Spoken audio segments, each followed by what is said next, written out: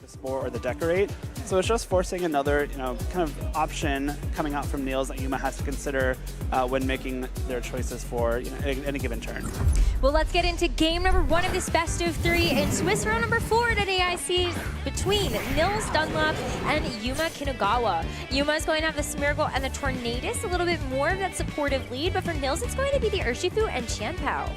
I like this lead for both trainers. Of course, Smeargle with the Fake Out is always something you can use to kind of set up the beginning of the game. But Urshifu here, right off the bat, will be threatening a knockout into Smeargle with that Surging Strikes. Again, Surging Strikes will be able to bypass the Focus Sash because it does damage in 3 separate instances instead of just 1. A Tailwind Spore coming out from the Tornadus and Smeargle is the only thing that can really shut down this Urshifu on this turn because it is holding that Choice Scarf and will be attacking first. If you're going for Tailwind Spore, that means you're not really dealing with this Qianpao as well, which has its own Focus Sash you kind of need to break at some point. But is it safe to even go for that when both Qianpao and Urshifu on Nils' team actually have a Grass Terra? That's something that they could go for, but then Nils becomes weak to that Bleak Windstorm. Very big risk that you could take. For Nils, it's going to be save the Urshifu for later. Let's go ahead and bring in this Kyogre instead. So you are kind of still playing risky with that play that you talked about, but now you've also set up the rain against this Tornadus. You see the Fake Out from the Smeargle go into the Kyogre, so that's not going to be too effective here, as we do see this Tornadus go for the Tailwind. That's going to be very beneficial in future turns. Qianpao going for the gold with this Ice Spinner, and that's going to be a one-hit knockout onto the Tornadus. Great for Yuma though, because you just hit the Tailwind. Think about what's in the back. You've got the Shadow Rider Calyrex, or you have a Zamazenta, maybe you even have a Raging Bull. Any of these offensive pieces are gonna love being in Tailwind. Absolutely, especially next to the Smeargle that has the option to either boost them up with Decorate, redirect some attacks with Follow Me, put someone to sleep with Spore. This Kyogre is the Terra Ghost. It is actually not the Terra Grass that we see a lot of times on these defensive Assault Vest sets, so that it is susceptible to Spore, and unless Amoonguss is in the back for Nils, there's no swap into that slot that will not be put to sleep on the switch in. Yep. I was gonna say, but the good thing about having the Shadow Rider on the field, I guess, for Nils is that you do have Sucker Punch. Exactly. Yeah, and so with no Focus Sash, that would be able to be a one-hit knockout. I'm so sorry if you just said that. But look at this. I mean, the Astral Barrage is actually not super powerful versus either of these Pokemon. They both take that very well thanks to the Assault Vest and the Kyogre, as well as the natural typing of this Qianpao. And so you get a nice Ice Spinner into the Shadow Rider. As we see the Kyogre unfortunately get put to sleep, it has to take its mandatory turn now. It doesn't get a chance to do any offense this turn. I love the choice of Ice Spinner there from the Qianpao. You see a Calyrex Shadow Rider, you're tempted to go for the Dark move directly into it, but in this case, it's the Sucker Punch. And if the Smeargle opted to go for Follow Me, then the Qianpao does exactly 0 damage this turn, which on a turn where your Kyogre might get put to sleep, you kind of need some damage to be dealt on this turn. Kyogre does go to sleep, but took very little damage from that Life Orb Astral Barrage, and this Calyrex Shadow Rider is low enough that a few more turns of Life Orb damage will knock it out. So you've got to be a little bit careful if you're Yuma to make sure you're attacking at the right times and getting the maximum value out of this Calyrex before the Life Orb takes it out. Well, Shadow Rider is just going to play it safe. Already has gotten away with a bit, being able to go for that spread damage on the previous turn. And Qianpao is just going to match that. So now it's down to the Smeargle as well as this Kyogre. But one of the funny things about Decorate is that it does go through Protect. So we're going to see this Shadow Rider Calyrex get a nice boost to its special attack, even though it kept itself safe this turn.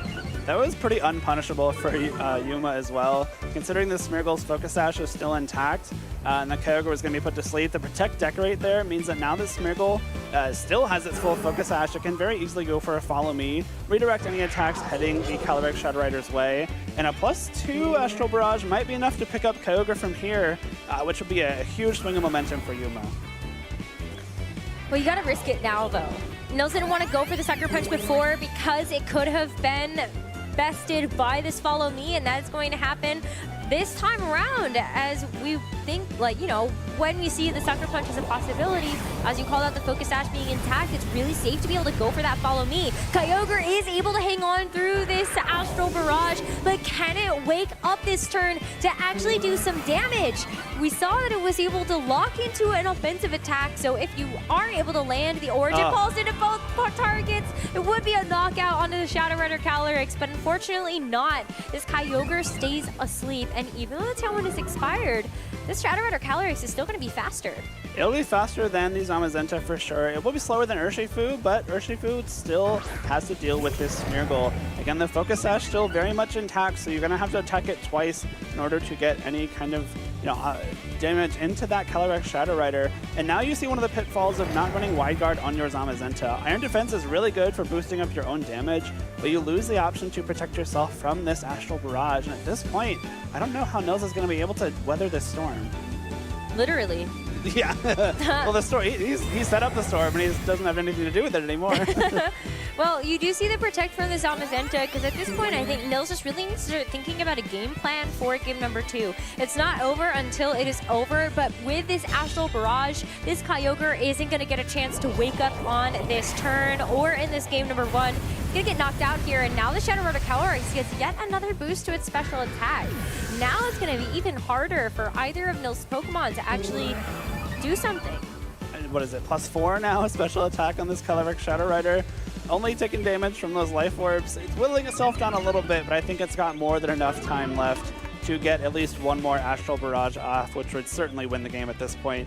Urshifu, again, will be faster than Calyrex Shadow Rider, most likely, because it does have that Choice Scarf, but the Smeargle is there to protect it with the Follow Me, and Shadow Rider Calyrex should get one attack off pretty cleanly, one hit KO the Urshifu, and either one hit KO or do almost enough to one hit KO that Zamazenta, and hopefully Yuma's 4th Pokemon can clean it up if that's the case. Ooh, well, here's a way that Nils can actually stay in this game. Zamazenta can Terrasilize here into the Dark type, which is going to give it that resistance to the Astral Barrage, but can it actually withstand the attack?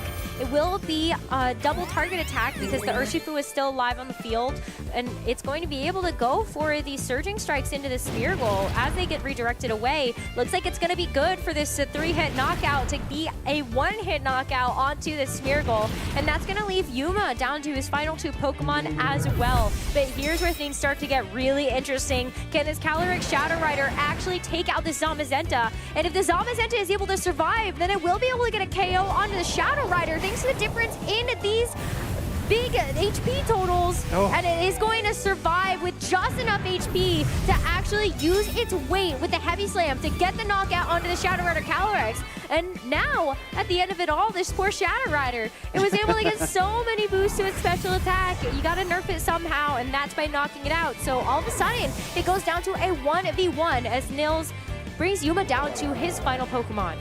That Dark-type Terra on the Zamazenta, again, not something we see too often, and admittedly, I blew right past it on the team sheet. Came in very handy there for ensuring that it's able to survive that Astral Barrage.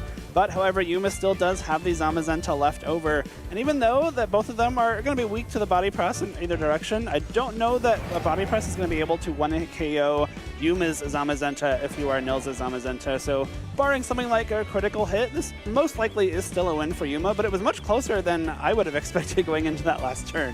I think looking at what else was left, I think Yuma was potentially always going to win this. Yeah. Because you have a priority option on both the Raging Bolt and the Rillaboom with Thunderclap and Grassy Glide respectively. And then the Zamazenta is just at such high HP.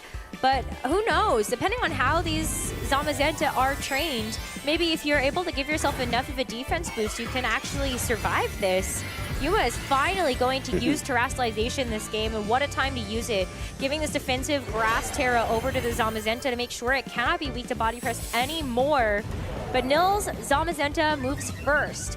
Gets this nice defense boost, and with the Body Press, unfortunately, you're just going to have to take super effective damage, and it's not quite enough. So Yuma wins game number 1 of this best of 3. Smart Terrasalization from Yuma there at the very end. And I think one of the very few ways he could have lost from that point is a critical hit Body Press, because that is super effective into Zamazenta normally.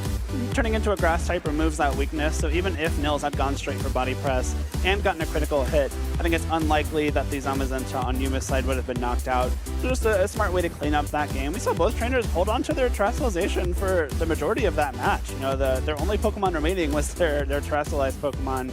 So it's going to be interesting to see if they can opt to switch that up.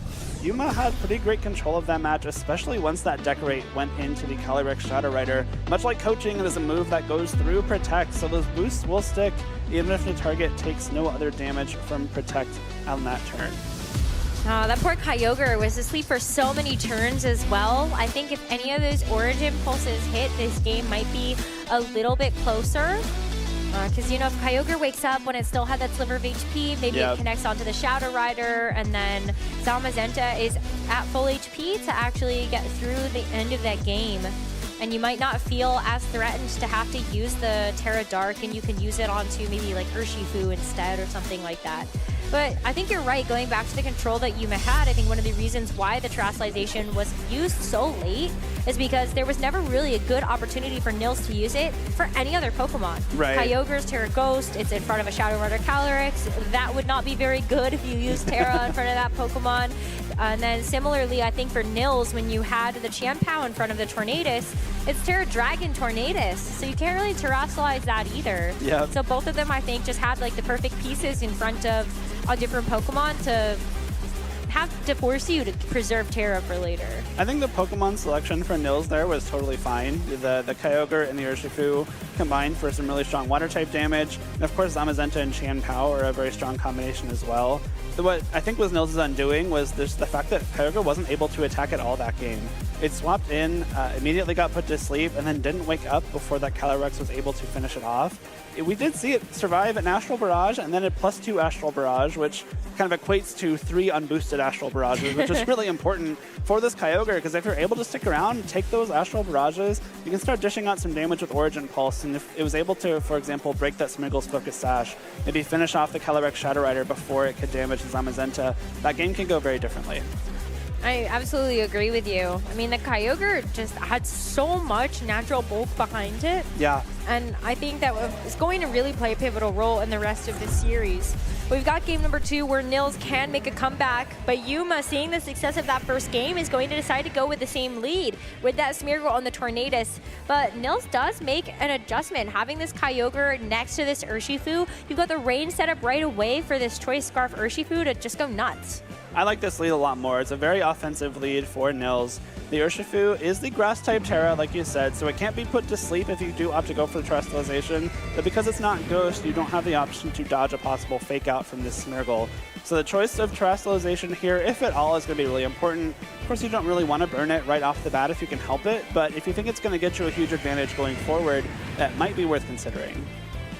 It's a hard call because, like, do you think that the Smeargle is actually going to go for the fake out? And because we see the Tailwind, or the Spore, as you see the Tailwind go first, it does use Spore, but it goes into the Kyogre. That really, really safe play because there is no way to actually get rid of your weakness to that. But you do lose your Smeargle in the process. It's going to be a 2-hit this time around from these Surging Strikes to actually secure the knockout onto this Pokemon. But we're in a similar situation where Nils has a Pokemon asleep, and Yuma has just set the Tailwind and gets a chance to bring in something else. I think you're okay with that trade if you're Nils in this case. The Smeargle was really important for that win in the first game for Yuma. You know, the Follow Me giving Yuma's Pokemon so much safety in the end game there on top of the sleep on the Kyogre.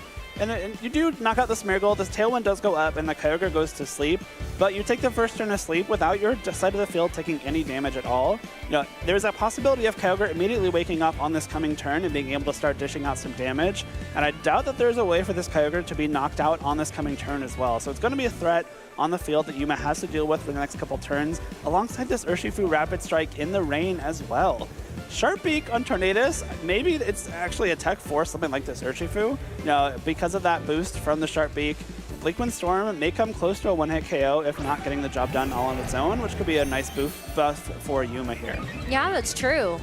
I guess we'll have to find out if that is enough damage to get this KO onto the Urshifu with just something like the Bleakwind Storm. As we see, Zamazenta is going to be the Pokemon that Yuma decides to switch into that knocked out Smeargle's place.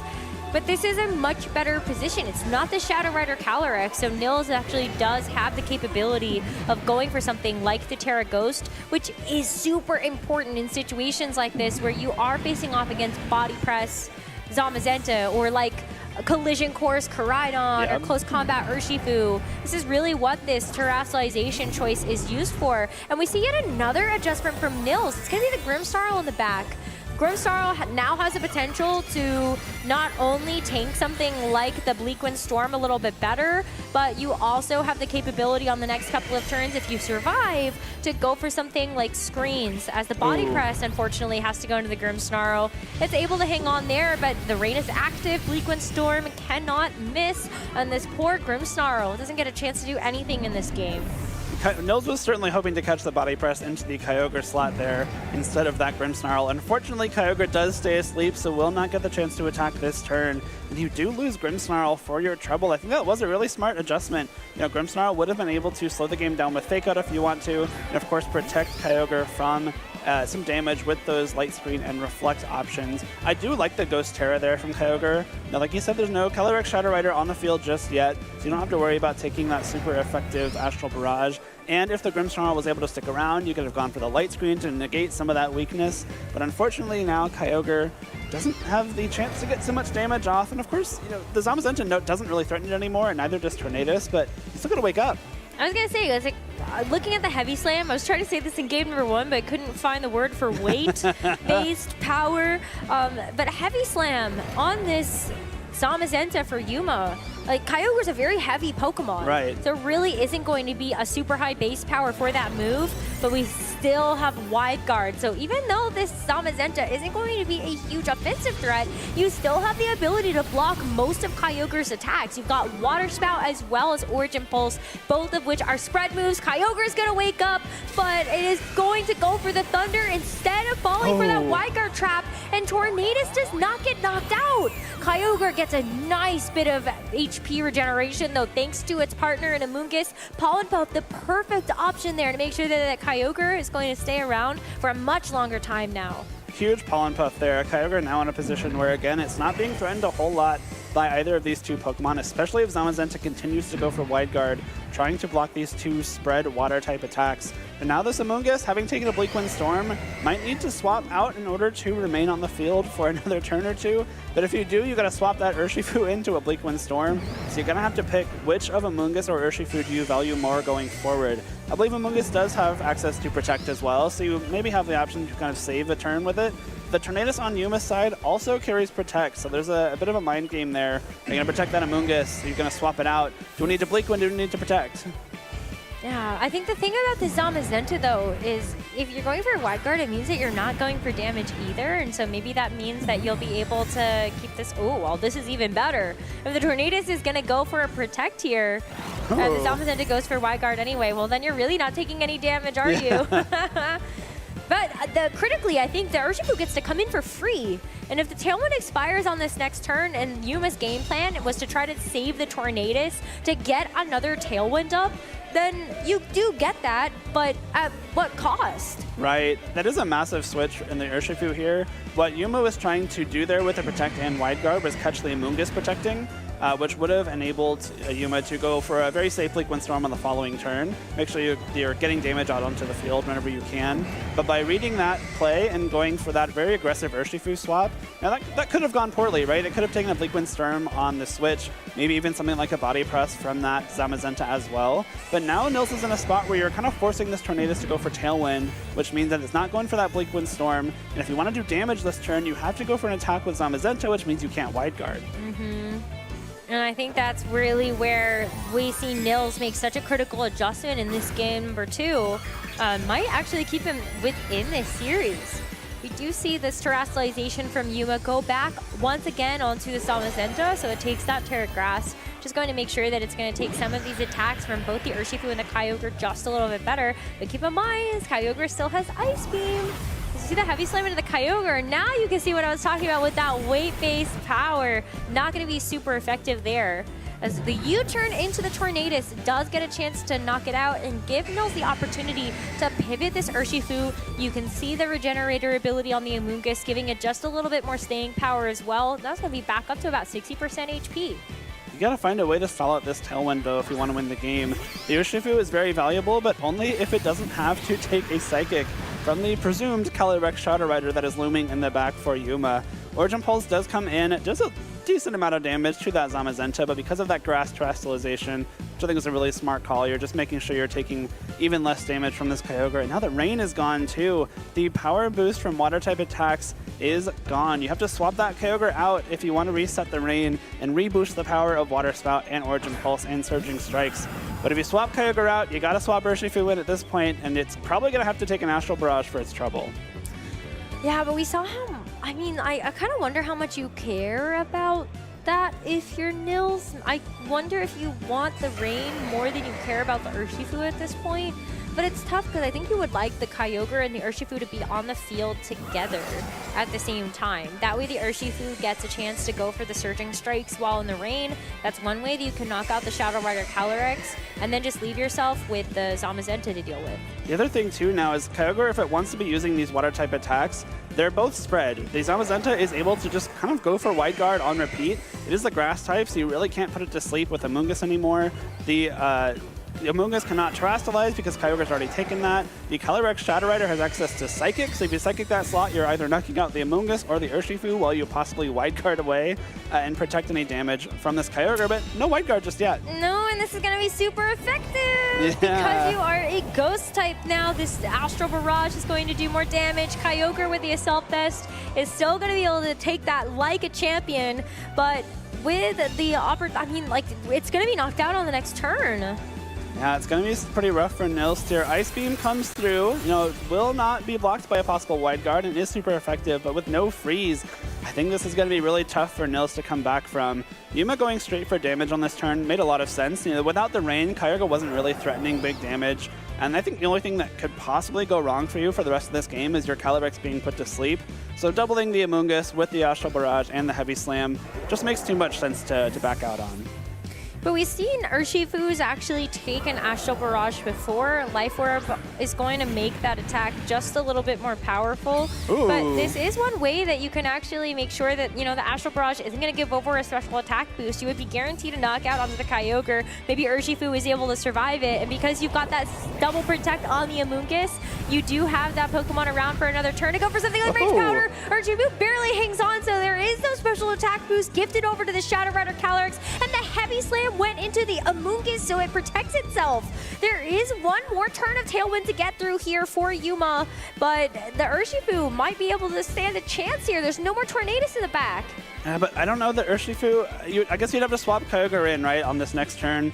And then let it go down to that Astral Barrage, and then Urshifu is going to be the only thing around to go for it. Well, okay, maybe this is doable, because then Urshifu comes back in. You can probably knock out the Shadow Rider with a rain-boosted Surging Strikes. Can't and then you're kind of in front of it. True, you're banking on the Amoonguss to knock out the Zamazenta, but unfortunately, Triple Protect was on the list of things that needed to happen there, too. Yeah, but if there's a will, there's a way. Amoonguss actually hangs on through that regardless, but because the Zamazenta is going to move first, the Heavy Slam will definitely connect this time around without having that Protect. So unfortunately, it does look like this poor Amoonguss is going to leave this Urshifu alone to its own devices.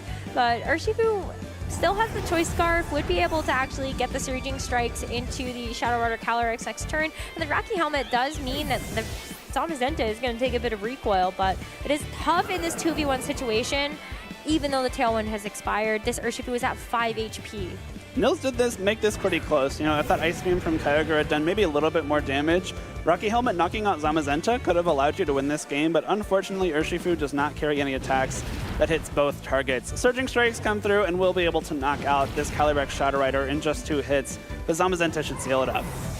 Zamazenta gets to go for one big body presser Heavy Slam, and it is going to do just enough to knock out this Urshifu. So Yuma Kinugawa comes into this from the Japan region already with a world qualification and is hoping to get even more out of this event. Congratulations. Is going to win this Swiss round number 4, 2-0. Halfway through the day and still perfect. No losses is exactly where you want to be. Congrats to Yuma for securing a 4th win. I guess 2/3 of the way to day 2 already. You only need 2 more to make it to that next stage. That's true. And of course, Nils still in a very, very solid position. 3-1 is still a great spot.